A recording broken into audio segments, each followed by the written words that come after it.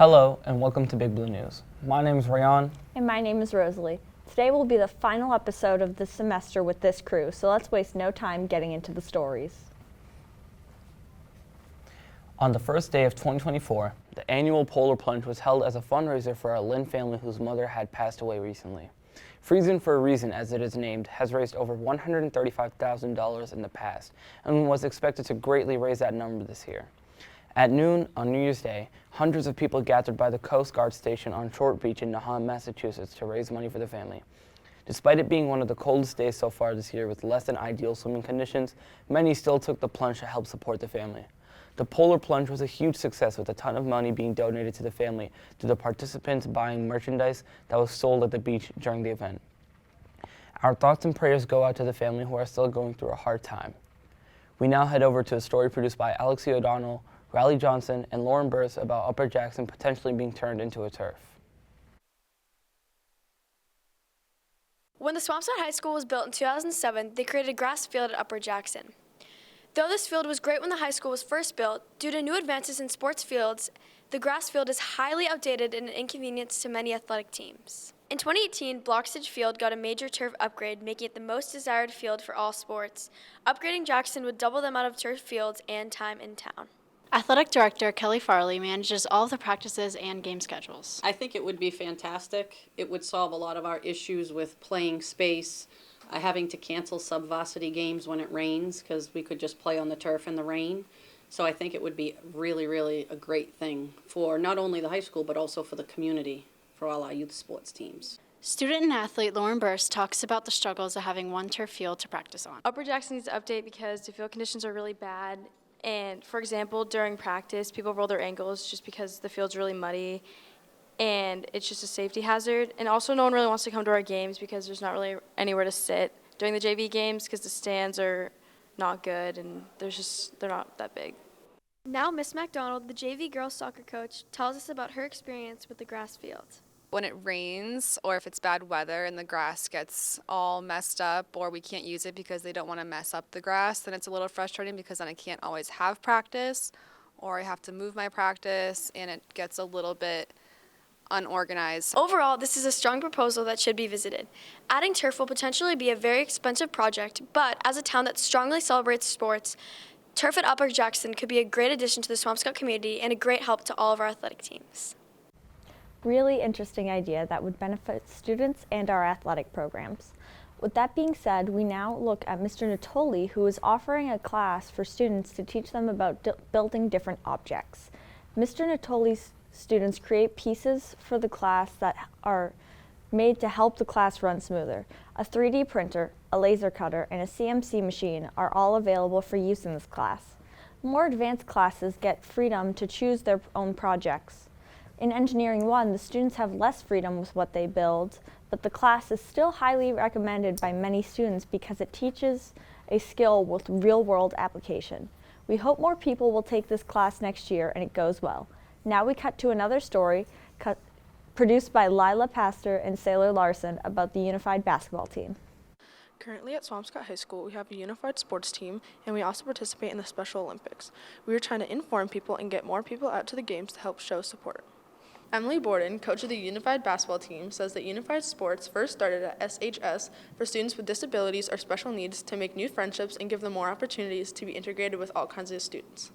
Unified basketball is a team at Swampscott High School that is a fall sport, and it's basketball for students with and without disabilities. Unified sports started at Swampscott because some students had asked about if there were any programs at the high school that had any integrative qualities to it and wanted to know if there was any Special Olympics or Best Buddies program. And instead of a Best Buddies program, we work with the Special Olympics and do unified sports. One of the captains, Aaron, shares some of the drills that they do at practice and the other things they work on. In practices and games, we kind of just help out with the players, give them direction, kind of what to do, rebound for them, get them the ball, and just make sure they're having a good time. It allows for more opportunities for all kinds of students to play together and to make new friendships and to really allow for more integrative practices. So people with disabilities and people without disabilities kind of getting to know each other, making friendship, building bonds, and then it makes the school a stronger place because we all get to know each other better. Kelvin, a player on the team, shares his opinions about the unified basketball team. That was great. I love being a team. That's good. Emily Nochi, student of SHS, helps inform us of the attendance at the unified sports games. A lot of the volleyball team members do come, and all of the parents come. And last senior night, a bunch of the seniors came, which was really exciting. Massachusetts has a huge group of schools that participate in unified sports, but Special Olympics is all throughout the United States of America. And for basketball, we play about 8 other teams in the area, but I think there's over 60 in Massachusetts. We are hoping over time more students and people from the community will come to the unified sports games to show support for our fellow students. Great story by Sailor and Lila, and a really amazing program that Swampscott has to offer. Following that, we check out a collaboration between the High School's Council of Aging that provides seniors living with dementia and high schools a chance to connect through art. Seniors and Swampscott High School students lined the halls of the Senior Center on Friday morning. The program was funded through the Greater Lynn Senior Services and was integrated in the high school's health curriculum over a 6-week period. Health teacher Hadley Woodfin trained the students in opening minds, an art-based therapy practice for people with dementia or memory loss. Senior citizen Karen Sorkin, who participated in the program, said she thoroughly enjoyed it and hopes to see it continue. She said it was a medium that had never worked in before. I majored in filmmaking in college, so I've had some experience in the arts, but the freedom of it and working with the kids, it was just so wonderful. The Swampscott Media Arts Program is making a documentary about the Dementia Art Program, and we will continue to keep you guys updated. We now go to Dawson DiBarri giving an update on the Swampscott winter sports teams. The Co-op Girls Hockey Team is a fascinating program that not many people know that we have here at Swampscott High School, as it's named after our rival school, Marblehead. Players combine from Marblehead, Swampscott, Salem, Hamilton Wenham, and Manchester, Essex. Myself and Jack Spear met with head coach Hadley Woodfin and the student athletes on the team from Swampscott High School.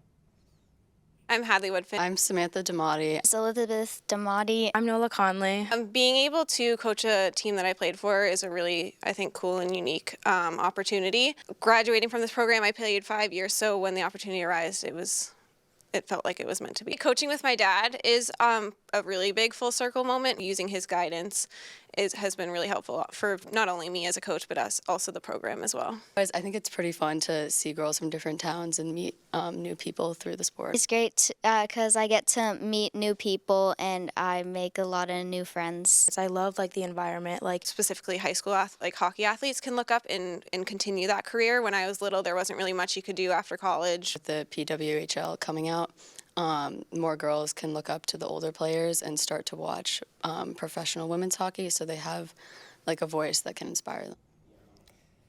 Coming off of a blowout win versus Northeast Metro, the boys basketball team returned home to face Marblehead.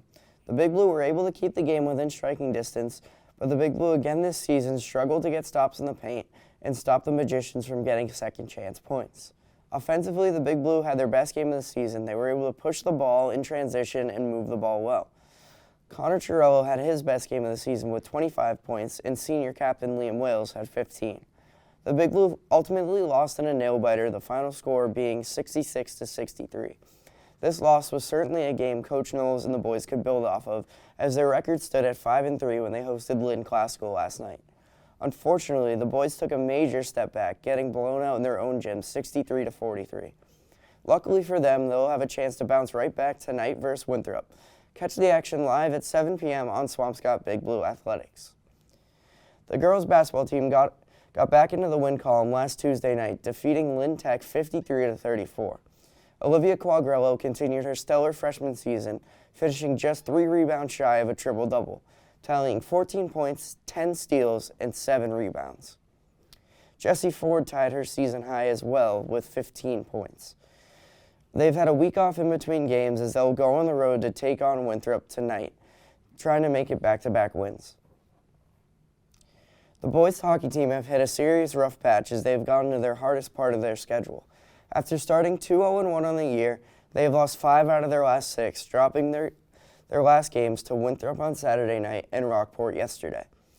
They have a back-to-back this weekend trying to rebound Friday and Saturday, taking on Northeast Metro Tech and Peabody Saugus. That's all I have for sports this week, and I will now send it back to Rosalie and Rayon at the news desk. Thank you so much for watching the last episode of Big Blue News for the semester, and thank you so much for the constant support. As always, make sure to like, comment, and subscribe, and tune in next semester. Bye! Bye.